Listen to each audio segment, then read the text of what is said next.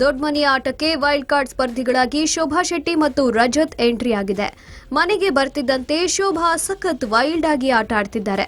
ಇದೀಗ ನಿಮ್ಮ ಮುಖವಾಡ ಕಳಚ್ತೇನೆ ಅಂತ ಭಯಾನಾ ಎಂದು ಗೌತಮಿಗೆ ಆವಾಜ್ ಹಾಕಿದ್ದಾರೆ ಶೋಭಾ ಶೆಟ್ಟಿ.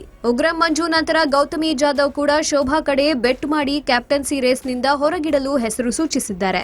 ಬಿಗ್ ಬಾಸ್ ನೀಡಿದ ಟಾಸ್ಕ್ನಲ್ಲಿ ರಜತ್ ಮತ್ತು ಶೋಭಾ ಇವರಲ್ಲಿ ಕ್ಯಾಪ್ಟನ್ ಆಗಲು ಯಾರು ಅರ್ಹ ಅನರ್ಹ ಎಂದು ಮನೆ ಮಂದಿ ಹೇಳಬೇಕಿತ್ತು.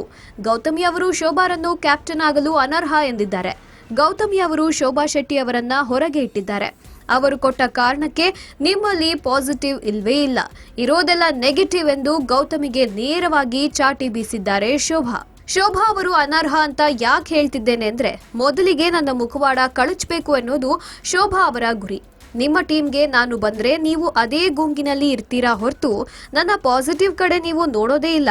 ನೆಗೆಟಿವ್ ಫಸ್ಟ್ ನೋಡ್ತೀರಾ ಅಂದ್ರೆ ತಂಡದ ನಾಯಕನಿಗೆ ಇರಬೇಕಾದ ಲಕ್ಷಣ ಅಲ್ಲ ಎಂದಿದ್ದಾರೆ. ಅದಕ್ಕೆ ಶೋಭಾ ಶೆಟ್ಟಿ ಅವರು ನಿಮ್ಮ ಮುಖವಾಡ ಕಳಚ್ತೀನಿ ಅಂತ ಭಯ ಪಡ್ತಿದ್ದೀರಾ ಎಂದು ನೇರವಾಗಿ ಪ್ರಶ್ನೆ ಇಟ್ಟಿದ್ದಾರೆ.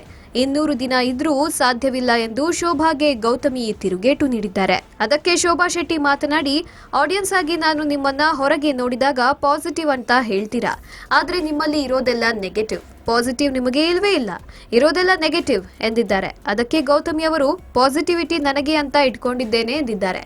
ಇವರ ವಾಗ್ವಾದಕ್ಕೆ ಮನೆ ಮಂದಿ ದಂಗಾಗಿದ್ದಾರೆ. ಇನ್ಮೇಲೆ ಮನೆಯಲ್ಲಿ ವೈಲ್ಡ್ ಕಾರ್ಡ್ ಸ್ಪರ್ಧಿಗಳ ಹಾವಳಿ ಹೇಗಿರುತ್ತೆ ಎಂದು ಕಾದ್ ನೋಡಬೇಕಿದೆ. Digital desk, public music.